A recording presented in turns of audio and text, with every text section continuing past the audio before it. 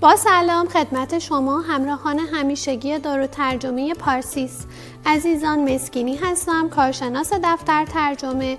امروز در این پادکست در خدمتتون هستیم تا در رابطه با ترجمه رسمی گواهی عدم سوء پیشینه صحبت کنیم. لطفاً در ادامه همراه ما باشید.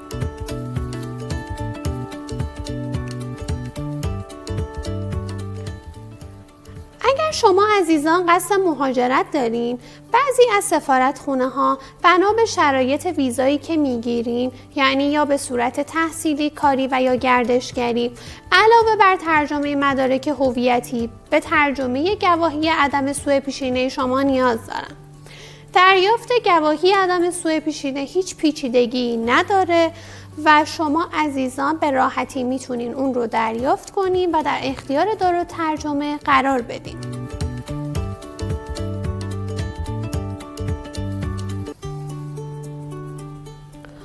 دو نوع گواهی عدم سوء پیشینه وجود داره که هر دوی اونها قابلیت ترجمه رسمی رو دارن.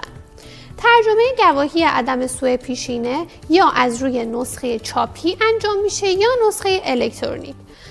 نسخه چاپی گواهی هستش که شما با مراجعه حضوری به پلیس به علاوه 10 و تکمیل مدارک مورد نیازتون و بعد از گذشت تقریباً 10 روز از طریق پست براتون ارسال میشه.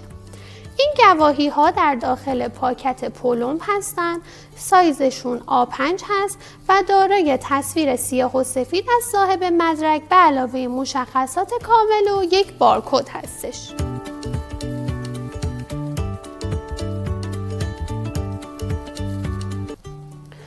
نسخه الکترونیک گواهی اینترنتی هستش که شما میتونید با مراجعه به سایت عدلیران و طی چند مرحله اینترنتی پس از گذشت 3 الی 4 روز کاری دریافت کنید که این گواهی به کارتابل شما ارسال میشه. در قالب فایل PDF هستش و به خاطر داشتن QR کدی که روی گواهی هستش قابل استعلامه و مترجم میتونه ترجمه رسمی رو از روی اون انجام بده.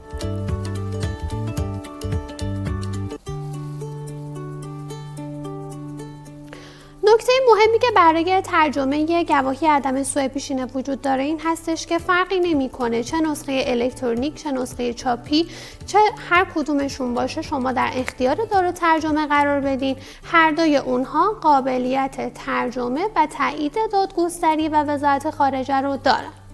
برای کسب اطلاعات بیشتر میتونین با شماره موبایل 0910 011 2835 و شماره تلفن ثابت 4487 9630 تماس بگیرین. ما 24 ساعته پاسخگوی سوالات شما هستیم.